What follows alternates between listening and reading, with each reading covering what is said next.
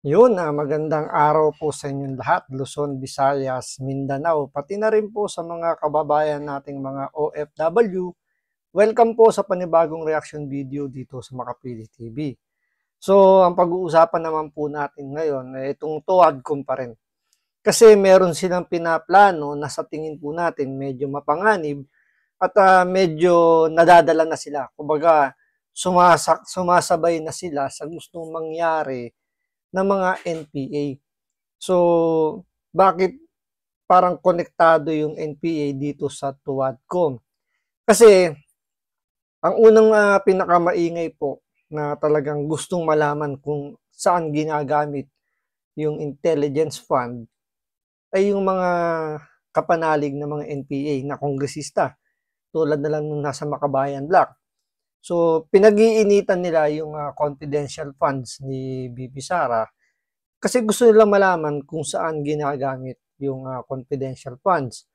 So, alam naman natin, kaya nga in nature, sinabi na nga ng COA na in nature na nga confidential. So ibig sabihin, dapat hindi pwedeng malaman. So, confidential nga, di ba? Pero nagawan po ng paraan ng mga bata ni Tambi na, alam niyo, maglabas yung COA ng report tungkol dun sa confidential funds. So, ito po ngayon yung gagawing medyo sa tingin natin napakadelikado dahil gustong imbestigahan ng Tuwadcom yung intelligence fund ng presidente nung nakaripas na administrasyon. So, dahil dito sa kwento ni Garma na sinasabi niyang meron na reward system at yung pondo ay nanggagaling daw sa Malacanang. So, ang iniisip ng mga bata ni Tambi na yung reward na nakukuha, yung pondo, yung pera na ibinabayad dun sa reward system, posibleng nanggaling daw sa intelligence fund ng presidente. So, mukhang nagtatagumpay dito yung mga kapanalig ng NPA kasi gusto talagang malaman ni Franz Castro kung saan ginagamit yung intelligence fund ng presidente, yung confidential funds ni VP Sara. So ito, panoorin po natin tong balitan to para magkaroon po tayo ng magiging konteksto kung bakit nasasabi natin medyo mapanganib yung plano nitong kongresista na to na dati bilib na bilib ako rito pero ngayon nakikita ko mukhang kinakain na ng sistema nitong artistan to kaya panoorin po natin to pero kung bago ka pa lang sa channel ko at hindi ka pa nakasubscribe, baka pwede naman makalambing sa'yo, pindot mo na yung subscribe button at the same time, palike rin po ng video. So, wala naman pong bayad dyan. Kaya, pindot na. So, ito, panoorin po muna itong balitang to. Nais nang imbitahin sa susunod na pagdinig ng House Quadcom ang Commission on Audit para imbestigahan ang potensyal na maling paggamit ng intelligence fund ng administrasyon ni dating Pangulong Rodrigo Duterte. Ito ay matapos ang pahayag ni Royina Garma ukol sa umano'y cash reward system sa drug war ng Duterte administration. Naniniwala ang ilang mambabatas na posibleng nagmula ang pondo sa Intel funds ng dating Pangulo at ng Philippine National Police. There are operations being implemented by the administration or former administration o kahit ngayong administration na kapag police operation o kaya military operation, gagamit ka ng Intel Fund. Yan ang ginagamit natin eh.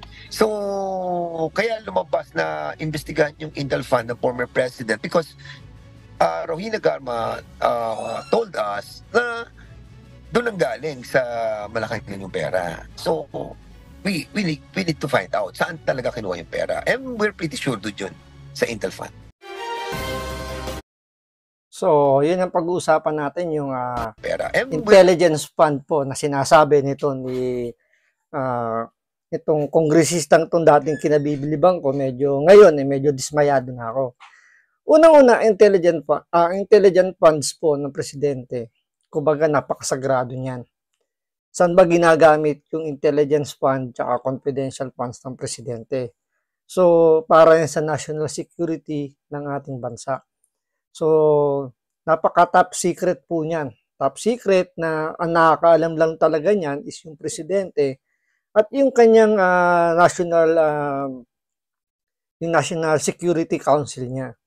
So ngayon, pag yan nalaman kung saan ginagamit, magkakaroon na ng ideya yung mga kalaban ng gobyerno natin, particular mga NPA, mga drug lord, kung saan ginagamit yung intelligence and confidential funds. So mapag-aaralan na nila kung paano sila tinatrabaho. Ngayon, ang paggamit ba ng confidential or intelligence fund ng presidente mali ba para gamitin ito sa mga drug lord at mga kriminal? Kasi yun yung pinaka bottom line ng kanilang planong pag-iimbestiga. Plano nilang imbitahan yung COA para ilabas yung report kung saan ginamit ng presidente yung kanyang intelligence fund. So, mali ba na gamitin ng presidente yung kanyang intelligence fund para sa mga drug lord, sa mga kriminal? Siyempre hindi. Ginagamit yan para ubusin, para patigilin yung mga sumisira po ng ating bansa. So, dito kasi, pinalalabas kasi nila yung binabayad. Let's say, sabihin natin totoo, yung cash reward money na binibigay sa kapulisan. Let's say, sabihin lang natin, di natin alam kung totoo o paano, pero sabihin lang natin for the sake of arguments na totoo yung pagbibigay ng cash reward dito sa mga pulis. Sabihin lang natin totoo, kahit na dinidinay naman yan ng mga former PNP chief, sabihin natin totoo yun. Wala naman tayo nakikitang mali, di ba, doon sa paggamit ng confidential funds tsaka sa intelligence fund ng presidente. Lalo na kung paggagamitan niya yung mga drug lord. Pinasasama lang nila yung pagbibigay ng cash reward para yung mga kapulisan pumatay ng mga inosente. Yung kasi, ando dun yung hindi nila sinasabi yung mga ipinatutumba mga kriminal, mga drug lord. So makikita nyo rito, parang pinuprotektahan nila yung karapatan ng mga drug lord. Kasi parang nandun yung concern nila eh. Tapos, ipinapahid nila yung pagbabayad sa pagpatay doon sa mga inosente. Hindi nila binabanggit o hindi nila kinakategorize kung saan ba ginagamit yung reward money. Basta sinasabi lang nila, kapag ang mga pulis nakapatay ng drug personality or involved sa drugs, binabayaran daw. So, sinabi nila, mga drug personalities or may involvement sa drugs, so hindi naman nila sinasabi kung paano pinatay or namatay yung kanilang tinatarget. Basta ang sinasabi lang nila rito, ginagamit daw yung pondo para yung mga pulis pumatay lang ng pumatay. Diba? Yun kasi yung pinakaano nila rito, kailangan lumabas na masama yung ginawa ni Pangulong Duterte doon sa kanyang drug war. Pinalalabas nila na totoong nangyari yung EJK kasi binabayaran para matuloy yung, kumbaga parang para matupad yung war on drugs ni Pangulong Duterte. Kailangan yung mga pulis humuli ng humuli kahit na inosente tapos ipagtutumba. So ganun nila pinasasama yung drug war ni Pangulong Duterte na ang mga kapulisan ay gumawa ng isang sistema para, alam niyo yun, gumawa sila ng humuli lang ng humuli, tapos itumba.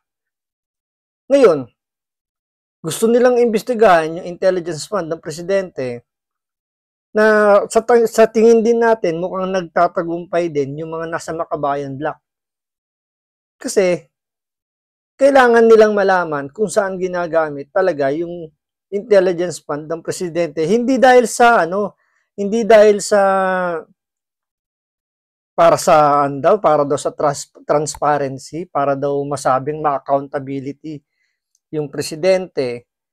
Kung talagang ginagamit ba yung pera sa operation or ibinubulsa, parang ganun yung nasa front nila. Pero at the back of their head, Ang talagang pinakaplano nila, kaya nila gustong malaman kung saan ginagamit yung confidential and intelligence fund ng presidente, ay para malaman kung paano ito gumagalaw laban sa mga NPA. Yan yung pinaka-primary ano nila dyan.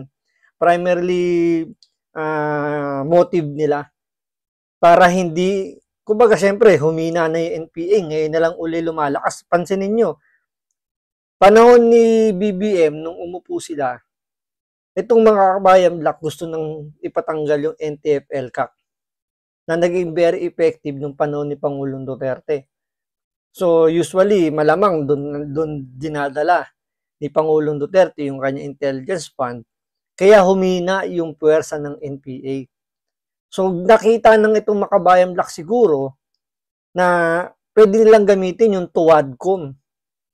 Kasi may involvement dun sa pera na kumbaga sinakyan nila yung kwento ni Garma na sinasabi niya na yung pera daw ay nanggaling sa Malacanang. So, pinaniwalaan kaagad nila, hindi nga natin maintindihan bakit itong mga kongresistan to ay masyadong mga paniwalain. Siguro pag sinabi nitong mga kinukuha nilang mga, yung bumabaliktad na yan, ang kanilang mga naging resource person, kahit siguro sabihin nila na si Duterte yung nagpapatay kay Rizal, malamang sakyan itong mga to eh. Kasi hindi na gumagamit ng utak. Kasi meron silang script na sinusunod na kailangan pumangit yung imahe ng mga Duterte. Kailangan nila na palabasin na mamamatay tao ang mga Duterte para ito sa 2028 presidential election. Pero ang tanong dyan, yung mga Pilipino ba naniniwala na si Pangulong Duterte ay masamang tao dahil pinagpapatay itong mga drug lord, itong mga kriminal? Magtanong ka dyan sa lahat ng sulok ng Pilipinas. Hindi sa mga gated subdivision or village. Sa mga simpleng mga eskinita, sa mga matataong lugar. Tanungin nyo sila kung sila ba ay natutuwa sa nangyayaring pag-iimbestiga ng itong TUWADCOM na pinalalabas nila na si Pangulong Duterte ay masamang tao dahil pinagpapatay itong mga drug lord. Pinagpapatay itong mga kriminal. Malamang ang sasabihin ng mga yan, natutuwa sila. Natuwa sila dahil nabawasan yung mga salot ng lipunan, naging ligtas yung ating pamayanan. Ramdam na ramdam ng buong Pilipinas sa loob ng 6 na taon na talagang nakita na nagkaroon ng katahimikan, naging payapa na lumabas ng gabi. Kahit gabi umuwi ka ng medyo alanganin, ramdam mo na safe ka kasi alam mo wala na yung mga adik, nagtatago na at hindi na lumalabas ng bahay dahil alam nyo na alam ng mga adik na kapag sila ay pakalat-kalat, pwede silang tumaob na lang bigla. Diba? So, hindi naniniwala yung mga Pilipino na masamang tao si Pangulong Duterte. Naniniwala pa yung mga Pilipino na tama yung ginawa ni Pangulong Duterte dun sa kanyang drug war na ikinagagalit nitong mga TUWADCOM congressman natin. Na ito, real talk naman talaga to eh.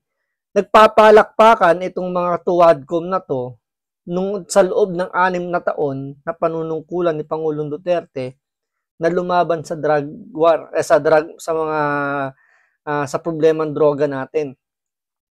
Pero nagpalit na yung administrasyon, parang mga nakalimot itong mga to na sila minsan pumalakpak sa sona ni Pangulong Duterte. Pero sabi ko nga sa inyo, 3 taon na lang magpapalit na naman ng administrasyon. Tingnan natin kung saan naman kakapit itong mga congressman natin na halatang sumisip-sip lang kung sino ang nasa pwesto. So, ayan po yung aantayin natin sa 2028. So, maraming salamat sa panonood. Ingat po kayo lagi. God bless.